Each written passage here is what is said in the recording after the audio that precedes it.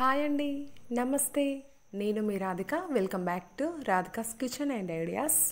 ఈరోజు మన వీడియో వచ్చేసి ఫాస్ట్గా చికెన్ టేస్టీగా ఎలా ప్రిపేర్ చేసుకోవాలో నేను మీకు ఈజీగా చూపిస్తున్నానండి. మీరు నా ఛానల్ని ఫస్ట్ టైం చూస్తున్నట్లయితే సబ్స్క్రైబ్ చేసుకోండి ఫ్రెండ్స్. పక్కనే ఉన్న బెల్ ఐకాన్ని ప్రెస్ చేయండి. ఇప్పుడు ఎలా తయారు చేసుకోవాలో చూద్దామండి.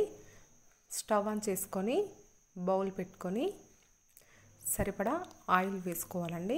నేను హాఫ్ కేజీ చికెన్ తీసుకుంటున్నాను కాబట్టి హాఫ్ కేజీకి సరిపడా ఆయిల్ వేసేసుకున్నాను. నెక్స్ట్ మనం ఆనియన్స్ చిల్లీస్ కట్ చేసి పెట్టుకుంటాం కదండి, వాటిని ఆయిల్లో ఫ్రై అయ్యేదాకా వెయిట్ చేయాలి. ఇలా ఆయిల్లో మొత్తంగా ఫ్రై చేసుకోవాలండి. తర్వాత ఇవి ఫ్రై అయిన తర్వాత ఇందులో అల్లం పేస్ట్ వేసుకోవాలండి. అల్లం అంతా పచ్చివాసన పోయేదాకా మనం నీట్గా కలుపుకుంటూ ఉండాలండి. ఇలా అల్లం అంతా ఫ్రై అయిపోయింది కదండి. ఇందులో మసాలాలు యాడ్ చేసుకోవాలండి. మసాలాలు అంటే దాల్చిన చెక్క, లవంగాలు, బగారా ఆకు, ఏలకులు 2 యాడ్ చేసుకోవాలండి. డైరెక్ట్ ఇందులోనే యాడ్ చేసేసుకోవాలి. ఇందులో 1 స్పూన్ పసుపు వేసుకోవాలండి. పసుపు అంతా కలిసే విధంగా కలుపుకోవాలి. నెక్స్ట్ మనం హాఫ్ కేజీ చికెన్ తీసుకున్నా అని చెప్పాను కదండి, హాఫ్ కేజీ చికెన్ని ఇందులో యాడ్ చేసుకొని మొత్తం ఆయిల్ అంతా చికెన్కి పట్టే విధంగా ఫాస్ట్గా కలిపేసుకోవాలండి. ఇలా మొత్తంగా కలిపేసుకోవాలి. ఇప్పుడు ఒక 10 నిమిషాల పాటు మూత పెట్టేసుకోవాలండి.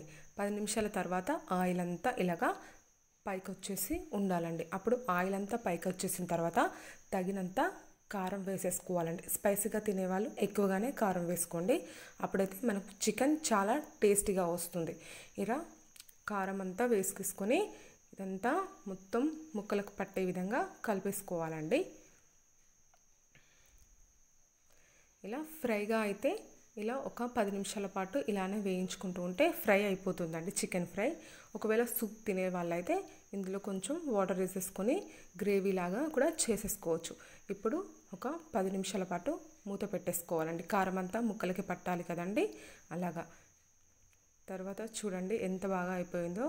మనకు దీన్ని చికెన్ ఫ్రై అని కూడా అంటారు. నెక్స్ట్ ఇందులో కొంచెం వాటర్ వేసుకుంటే మనకు గ్రేవీ అవుతుంది. ఇప్పుడు దీన్నంతా ఒక 10 నిమిషాల పాటు వాటర్లోనే ఉడికించుకోవాలండి. అప్పుడైతే మనకు టేస్ట్ చాలా బాగా వస్తుంది. ఇప్పుడు మనకు చికెన్ అయిపోయింది కదండి. ఇందులో పచ్చి ధనియాల పౌడర్ వేసేసుకుంటే మనకు సూప్ అనేది చిక్కగా వస్తుందండి. ఎంత యమ్మీగా ఉందో చూడండి. చూడడానికి చాలా టేస్టీగా కూడా ఉంటుందండి. చాలా ఈజీగా చేసేసుకున్నాం కదండి. మీకు నా రెసిపీస్ కనుక నచ్చినట్లయితే లైక్ చేయండి, మీ ఫ్రెండ్స్కి షేర్ చేయండి. ఇలాంటి మరెన్నో రెసిపీస్ కోసం నా ఛానల్ని సబ్స్క్రైబ్ చేసుకోండి ఫ్రెండ్స్. నా రెసిపీస్ అన్నీ మీకు నోటిఫికేషన్ రూపంలో రావాలంటే పక్కనే ఉన్న బెల్ ఐకాన్ని ప్రెస్ చేయండి. Thank you for watching friends. Bye.